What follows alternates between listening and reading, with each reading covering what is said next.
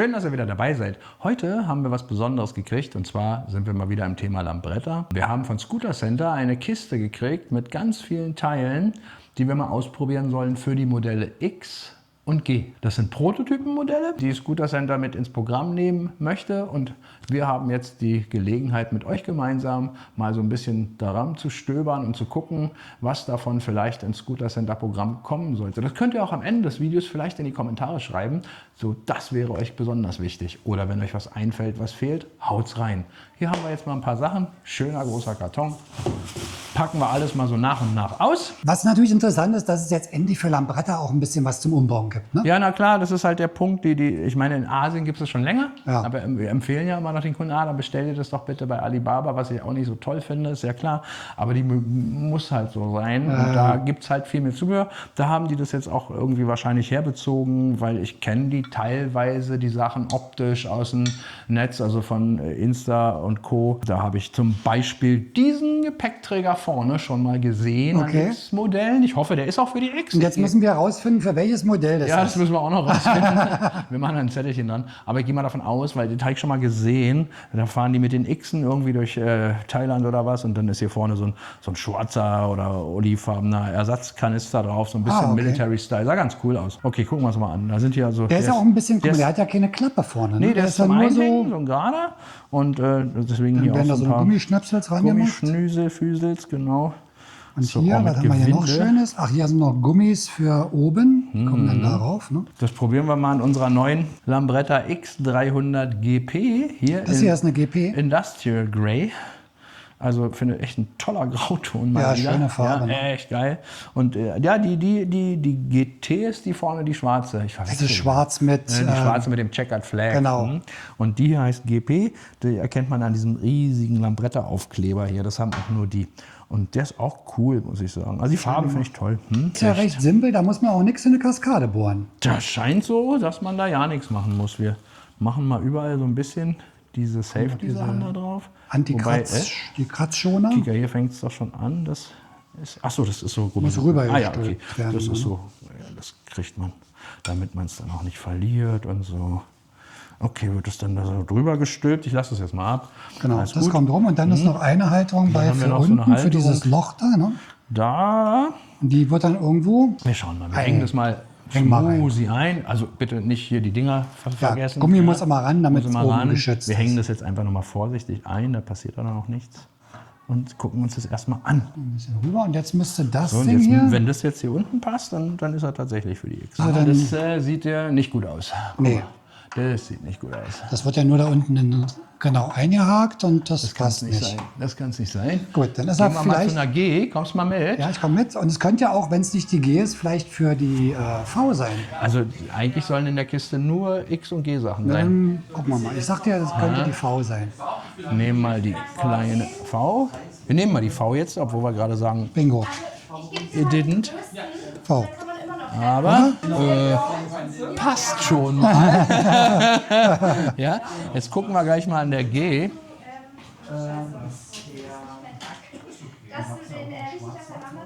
Könnte auch passen, ne? Der ist er. Der ist für die G.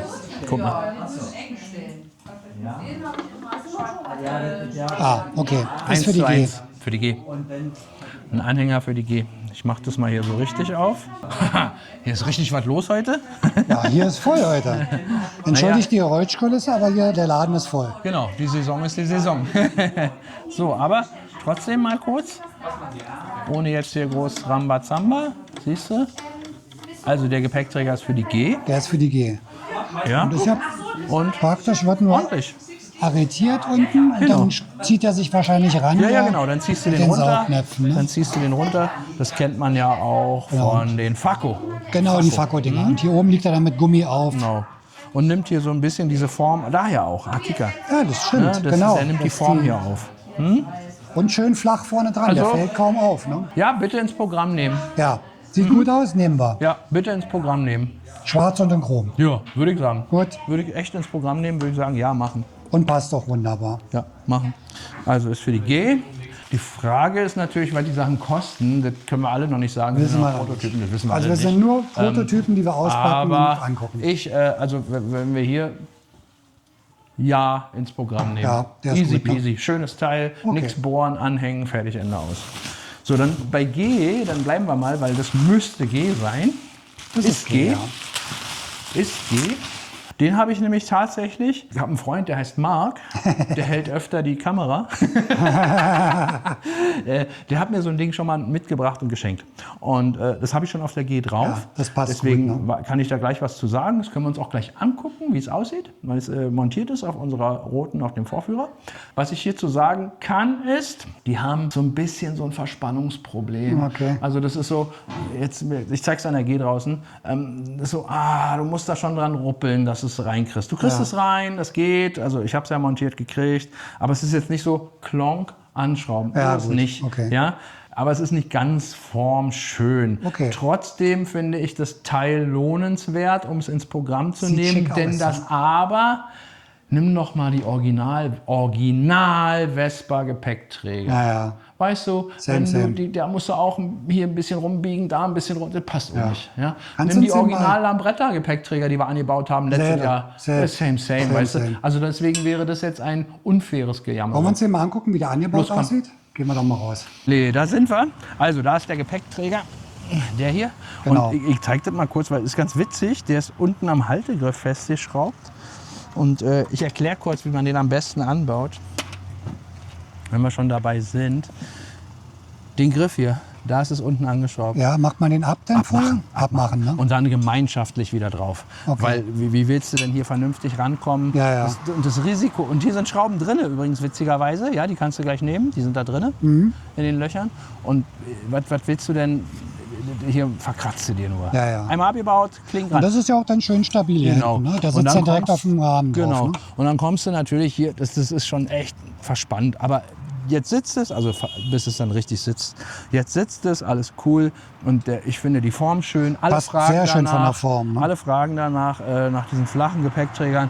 Ich finde die schöner, weil du kannst hier wie im Gegensatz zu einem Topcase, große Sporttasche, kleine Sporttasche, mittlere Ja. Kiste, Milch, bla. Das Ding ist echt stabil. Ja? Das kann was. Ja? Also gar kein Problem. Also bitte ins Programm nehmen. Wie gesagt, der Hinweis an den Hersteller, hey, guckt mal ein bisschen, dass es bei der nächsten Charge ein bisschen besser passt vielleicht. Ja. Aber Sonst so von der Bauweise sehr schön. wenn das Ding jetzt nicht 500 € kostet, dann ist es okay. Lambretta steht da drauf. Was ist das denn? Was ist das? Keine Ahnung. Und also hier haben wir für diesen, sagen wir mal, aus einem Stück gegossen. Ein sauber haben wir gefrästes hier Aluminiumteil. Genau, so ein CNC-Aluminiumteil gefräst. Also ein bisschen hochwertiger was ist einfach so ein als bisschen das hübschig hier, Standardteil. genau. Kommt hier ran, hübschig. Einzige Problem, was ich sehe tatsächlich, das hat natürlich keine ABE. Aber aus technischer Sicht, das ist ein echt massives Bauteil. Sagen wir mal so, ich würde sagen, kann man machen, wird keiner mitkriegen, ist aber tatsächlich aufs eigene Risiko, würde ich mal sagen. Ja? Einstellbare Bremshebel. Und zwar Shorties. schöne Haptik. Und Shorties, ne? Ja, sind kürzer. Schöne Haptik. Fällt dir was auf? Ah, passt von der Farbe. Und das ist tatsächlich was, wo ich sage, bitte sofort ins Programm nehmen. Ja, es ist auch der richtige. Ich gucke halt hier auf den Versatz gerade, weil die sind ganz anders als bei der Vespa, die Bremspumpe und alles. Aber das sieht sehr gut aus. Müssen wir nicht zerlegen, das passt. Wir können auch mal bei der G auch gucken, aber das ist für die X. Und hast du einstellbare Bremshebel, die ich auch tatsächlich wirklich hübsch finde. Ja, die sehen cool Ja? aus. Und jetzt kommen wieder, die haben eine Nummer. Also die kriegst du eigentlich bei jedem TÜV eingetragen. Ja. Also es wird eine 21er-Abnahme sein, wenn du sie eingetragen haben willst. Was ich gerne noch mal wüsste tatsächlich an der Stelle, die Verarbeitung sieht ordentlich aus, es hat keine scharfen Kanten, die sind abgerundet, soweit, ja doch, alles okay. Ein bisschen, hier könnte man ein bisschen mehr graben, aber wenn das jetzt nicht ein 5 € Alibaba-Teil ist, wovon ich nicht ausgehe, ehrlich gesagt, ja, dann Sehen die anständig aus. wird es problemlos eingetragen. Wenn man es denn eingetragen haben will. Ja, und schick. Schick Sieht aus. Auf jeden Fall gut aus. Schick aus. Auch hier nochmal ein Hinweis. Es geht bei diesen einstellbaren Hebeln eher darum, die möglichst weit weg zu haben übrigens. Ja? Da kommen ja immer ganz viele mit, ich brauche meine Finger. Also das ganz oft und dann sage ich, zeig mal deine Hand, weil ich bin jetzt auch nicht der Langfingermann. Ja. Und meistens ist es so, dass meine Finger sogar kleiner sind. Also, was hast du denn ein Problem? Und selbst mit meinen, ich komme so weit. Und das Schöne ist nämlich, wenn du die hier hinten hast, wenn du viele stellen die einstellbaren so ein, dass sie hier sind. Ja, hier. Dann hast du keinen Weg mehr. Oh, schön kurz, aber nach Möglichkeit bremst man nicht mit der ganzen Hand, weil viel zu viel Kraft. 2 Finger und dann klemmst du die Finger ein. Jetzt hast du noch Handschuhe an, kannst nicht mehr bremsen. Ja? Also die Dinger gehören nach da vorne, um das zu haben. So ein ganz kleiner Knicki-Move. Und nicht hier hinten, meine Finger sind so kurz. Ja? Genau. Aber toll. Schöner Hebel. Also das ist die falsche Seite, das ist die richtige Seite hier. Ja. Auf alle Fälle ins Programm nehmen. Auf alle Fälle bitte. Nehmen wir die nächste tolle Kiste. Nochmal Bremsen. Was für den Augenschmaus. Hier ist noch was drin, was ich wirklich auch geil finde. So, hier haben wir nochmal Bremshebel. Andere, guck mal, keine Shorties. Normaler mit keine Schraube zum Verstellen. Aber auch zum Verstellen. Hat auch eine Nummer, damit kriegen wir die, Christi. Das ist immer wichtig, damit auch der Prüfer was zum Eintragen hat. Ja, weil ansonsten Bremshebel, lila oder was. Das ist, aber so ist allgemein, das ist schön. Wahrscheinlich, vielleicht ist es ja, also eine KBA-Nummer ist es nicht, das ist klar. Vielleicht ist es eine AW, müssen wir gucken, vielleicht gibt es da irgendeinen offiziellen Quatsch sogar zu. Meins ist es jetzt nicht unbedingt, aber zu Grau passt halt auch so viel. Das hier sind die Abdeckkappen für voll geil. Spiegel. Ja. Hatte ich auch schon mal drauf, das habe ich schon mal ausprobiert. Also ist eine abgefahrene Spiegellochabdeckung, ehrlicherweise. Aber sie passt zum Style des Fahrzeugs. Ja, weil es ja eckig ist, so alles, ne? Passt zum Style, absolut. Das hier kennen wir auch von der Vespa. Seitenständer, Fußverbreitung. Genau, eine Verbreitung. Da bin ich auch nie ein Fan von gewesen. Ja, schraubst du. Achso, musst du auseinanderschrauben. Ja, die wird auseinanderschrauben, dann hast du das da dran. Und dann haben wir den, finde ich cool, den habe ich auch schon mal ausgepackt. Den klebst du tatsächlich. Flup. Ach, der wird dann noch aufgeklebt.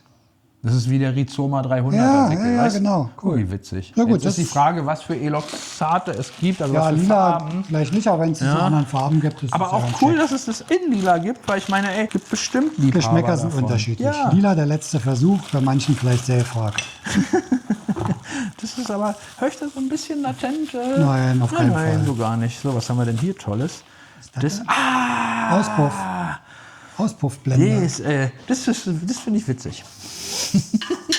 Das finde ich witzig. Okay, das könnte wirklich lustig sein. Das finde ich tatsächlich witzig. Witziger als dieser Riesenschnäufel, den es für die Vespa hinten gibt. Also jetzt in einer anderen Farbe vielleicht, aber macht schon ein bisschen was her. Ja, auf jeden. Und es sind immer so diese kleinen Veränderungen, die auch echt hübsch sind. Also finde ich gut.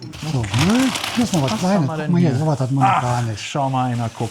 Tunnelgepäckträger. Das ist doch auch schon. Das ist natürlich immer ganz praktisch sowas. Ne? Ist G. So, hier Was haben haben wir wir da also Schönes? einen Mittelgepäckträger, Dingster, Bumster, Durchstiegskram. Für den hier. Mitteltunnel. So, jetzt kommen wir gleich mal zu 2 Dingen. Erste, schick. Zweite, du fragst mich, was soll der Müll, Alter? Für mich, aber das liegt nicht an dem Teil. Das Teil wird ins Programm nehmen, Leute finden es toll. Für mich ist, mein Kopf hat gespeichert, hier ist mein Einstieg. Ja, der Durchstieg. Bei jeder Vespa, bei der ich einsteige, aber gut, das ist ja dann meine eigene, gewöhne ich mich auch dran. Aber ich hier, bei jeder, wo ich einsteige, weil da haben wir nicht so viele, klonk. So, und dann, ich verstehe den Sinn nicht, aber es gibt Fans davon. Und ich habe einen ganz großen Fan davon und ich möchte bitte jetzt mal wechseln, damit wir eine Kamera haben. Jetzt erkläre doch mal bitte, warum du dieses Teil, dieses Gerät brauchst. Eine Sache, die dieser Gepäckträger tatsächlich kann, ist normalerweise, wenn man den Mitteltunnel hier wirklich nutzt und stellt sich hier eine Tasche rein, je nachdem, was man für Füße hat. Ich habe relativ große Schuhe und große Füße. Und wenn man jetzt ein Motorrad 46, wenn man da jetzt einen Stiefel hat, der ein bisschen höher ist im Spann und hier unten steht in dem Mitteltunnel eine Tasche, ein Rucksack, was auch immer, dann kommt ihr mit eurem Fuß da nicht drunter. Dann steht die Tasche auf euren Füßen. Also relativ schlecht. Dann müsst ihr die Füße irgendwie so nach außen machen, damit die Tasche hier Platz hat. Für solche Leute ist dieser Gepäckträger ganz gut, weil der erhöht jetzt die Tasche. Und jetzt kann ich unter die Tasche runter mit meinen Füßen. Also vom Praktischen her macht Sinn. Micha hat natürlich recht. Der Mitteltunnel ist dadurch höher. Der Einstieg wird ein bisschen schwieriger. Ins Programm nehmen. Hat auf jeden Fall einen praktischen Auf jeden Nutzen. Sag mal, ich hatte gesehen, das haben wir jetzt gar nicht gezeigt, es gab auch mal eine Sitzbank dafür, oder? Kannst du die Prosit, vielleicht hab mal ich. holen? Das wäre doch mal was Die hast du Interessantes. schon mal probiert. So einer Jetzt komm mal von schwarzen? hinten, was ich persönlich, ich fange mal an mit rein Optik.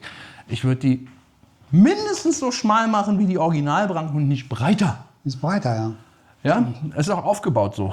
Also die muss schmaler werden von der Grundplatte. Ja. Das ist mein Optikwunsch. Dann habe ich die bei Ralfs Schwarz-Weißer aufgebaut und habe Ralf auch gebeten, fahr mal eine Runde. Ja, hat er gemacht und berichtet. Warte mal, lass mich mal fassen. Er rutscht runter. Jetzt, Ralfi.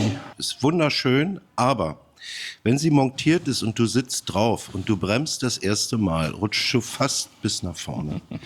Ja, Das ist super. Material ist nicht, nein, das Material ist überhaupt nicht geeignet. Wenn ich jetzt hergehe und sage, das ist jetzt mal ein Prototyp zum Angucken, zum Ausprobieren, wie ist es vom Komfort her, wie ist es von der Bequemlichkeit her, alles top, aber mit diesem Material kannst du nicht fahren, du rutschst runter. Das stimmt leider. Und es lag jetzt nicht an der Hose irgendwie, sondern Ist auch es egal. ist einfach, wirklich- dieses Material ist viel zu glatt.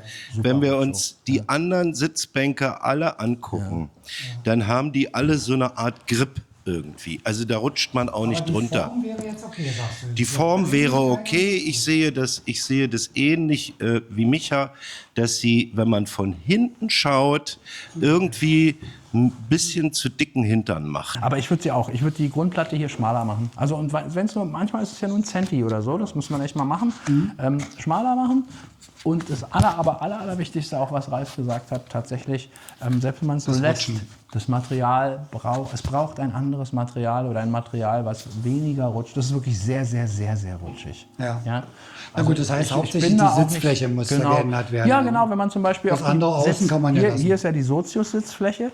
Das haben wir ja schon. Es ist zwar eine Monobank, aber du kannst ja darauf sitzen. Ja. Ist ja bei der Vespa dasselbe. Machen wir ja auch. Ich fahre ja damit auch mit Carola durch die Stadt. Also, dass man hier und hier Anderes Material, Alcantara, keine Ahnung, irgendwas, weil es ist ja schon cool gemacht, so ist keine Frage. Trotzdem grundsätzlich danke, dass ihr daran gedacht habt, weil es ist ein Teil, mit dem man sein Fahrzeug ganz schnell Aufwerten eine kann. komplett neue Optik hinstellen kann mit einer Sitzbank, weil es ein großes Designelement ist an jedem Wie Fahrzeug. bei der X300 GT. Mit dieser gesteppten, wunderschönen Sitzbank. Ganz genau. Wertet auf. Ja, die musst du mal einblenden jetzt. X250. Also für Die die. gibt tatsächlich, die gibt's Gibt's ja in Asien, ne? Mhm, Ja, ja. Genau, also für die X, danke. Ah ja, da steht es dann auch nochmal drauf, danke. Ist das eine Folie drauf? Da ist eine Folie ja, da ist eine drauf, Folie ja. drauf, cool. Die Montage von Scheiben haben wir ja schon mal gezeigt. Haben wir Die ist gezeigt. Ja Die ist wirklich easy peasy. Ja. Aber was ich Kann man mal mache, ranhalten? ich nehme mal für die Optik, nehme ich mal die Schutzfolie weg. Ja, damit wollen wir sehen, ob Weil das es sieht schick toll aussieht. aus. Weil sonst sieht es ein bisschen, wäre das unfair der Scheibe gegenüber. Weil wenn man drauf steht, ich bin Ja. generell nicht so ein Scheibenfan, aber wenn man drauf steht, getönt sieht die ganz Getönt geil jetzt bei einer aus. grauen? Ja. Finde ich auch bei den Wespen, wenn du die kleinen Cruiser, die Getönte, ne? getönten, die finde ich cool. Oder Ja. jetzt hatten wir ja gestern so eine gelbe, die hatte ja Carola lange dran zur Ja. Zierde. So farbige Sachen, das kann schon cool sein. Ja. Scheibe nehmen wir, ja? Scheibe wollen wir haben, Gut, Scheibe definitiv. sieht gut Getönte aus, ne? Cruiser-Scheibe, immer großartig. Machen. Ja. Kika! Oh, schicki. Machen wir auch mal weg, ne? Ja, müssen wir weg. Damit man das mal schöner sieht hier. Wollen wir doch mal sehen, wie das aussieht. Dafür machen wir das ja. Ach, dieses Geräusch, wenn man immer Folien abzieht. Lecker, ne? Also das finde ich auch toll. Ja, also theoretisch ähnlich wie die anderen. Das finde ich cool. Ja, ist wie die andere, aber jetzt hier natürlich am dunklen Fahrzeug, getönte Scheibe. Das sieht richtig toll aus. Ja, bei einem schwarzen Fahrzeug sieht es gut aus. Ne? Richtig toll aus, oder? Und macht ja ein ganz klein bisschen was für einen besseren CW-Wert. Na, eben, die Aerodynamik ist ja bei Ja, wird Vespa, ein ist das bisschen ja, besser. das war das ja vorher das billigste Tuning. Billigste Tuning, ja, Billigste Tuning. Cruiserscheibe rauf, Bücken, 5 bis 10 Kilometer mehr. ja. Ah! Halt doch den mal ran, das ist Xe, ein- das ist definitiv ein Xer. Nee, das ist ein Gear. Ist dein Ernst? Das siehst du an der Halterung unten. Guck mal. Das ist zu weit. Du hast recht. Das ist der G. Du hast recht. Und jetzt guck mal an und dann weißt du sofort, Wieso passt denn das ist nicht? der Winkel hier oben richtig? Ist der schräg da Der dran? Winkel ist scheiße. Guck mal hier. Kannst du, wenn du hier runter gehst? Ja, ich weiß. Ich habe Siehst das du schon gesehen. Ich habe mir den vorhin schon mal angeguckt. Das Siehst ist, du da das? passt der Winkel nicht. Das ist schön, dass er schwarz ist. Kika, das ist. Ja, also, guck mal. Nee, das geht schon. Also selbst jetzt mal ganz böse. Guck mal, so ein bisschen Versatz sehe ich schon wieder, dass das alles ein bisschen nicht ganz gerade ist und so. Was haben die alle? Das ist so ein bisschen hin und her biegen musste das. Auch hier den ab unten angeschraubt, die hier danach ran. und nicht diese komischen, sondern echte Schrauben würde ich da reindrehen. Genau. Und dann passt es aber auch tatsächlich. Und ja, Also auch nö, gut. finde ich gut. Wer jetzt nicht diesen flachen haben will, der nach unten geht, sondern Na, hier kannst du halt für einen Topcase oder so, Topcase ne? oder so einen Quatsch drauf montieren wahrscheinlich, ja. Genau, wenn man sowas haben möchte. Machen wir die Sitzbank zu? dann ist auch nur noch Platz hier hinten Guck noch. mal, jetzt sieht man nämlich, dass die Sitzbank, wenn die richtig zu ist, das Problem ist, die Sitzbank, guck mal, wenn du die jetzt runter machst, Dann drückt die auf die dann Leiste ist drauf. es so ein bisschen Muss man vielleicht Abstandhalter noch zwischen machen, ein paar vielleicht, Unterlegscheiben. ja, Ne? Ja, so, guck mal, kann man gegen das Licht sehen, hier ist nicht durchgeschweißt. Ja, warte mal, guck mal hier. Ja, jetzt sieht man es. Ja, siehst du, also wenn man da wirklich Gewicht drauf haben, Dann weil man sollte sich man- sagt, guck mal, ist abstabilisiert und sowas, so für ein schwereres Topcase, Alubox, was auch immer. Bei der Verarbeitung würde ich sagen, nachgearbeitet, ja, So, nein. Gut, dann noch eine Scheibe. Da haben wir noch eine Scheibe, auch für eine G350, noch eine getönte. Ach, guck mal, die hat eine andere Form. Ah, Das ist so eine Cruiser, die andere hat Wie hier die diese andere. Einbuchtung. Auch schön. auch gut, ne? Sieht Ein bisschen höher, glaube ich. Ne? Ja, Bisschen ist größer. schau mal, hier ist die andere. Ah ja, Ja, gut. ja. Bisschen höher, ein bisschen breiter. Genau, sieht ein bisschen mehr nach Schwester Agathe aus und das sieht ein bisschen mehr nach Sport aus. Bisschen sportlich. Ah gut, aber beide okay, ne? Beide okay, beide ins Programm nehmen. Das ist ja fast wie die Cruiser, diese mittlere von Ja. Ding. Also schön, auch getönt ist immer schön.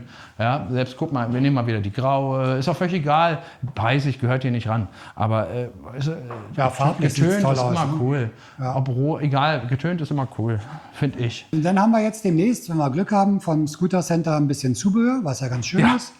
Sodass die Leute, die halt so ein bisschen customizen wollen, halt dann Genau. auch was Und haben. eigentlich war das alles ganz cool. Ja, Das Einzige, was ich aussortieren würde, ist dieser Ja, komische die anderen Effektträger, waren okay. was aber an der Verarbeitung liegt. Ja.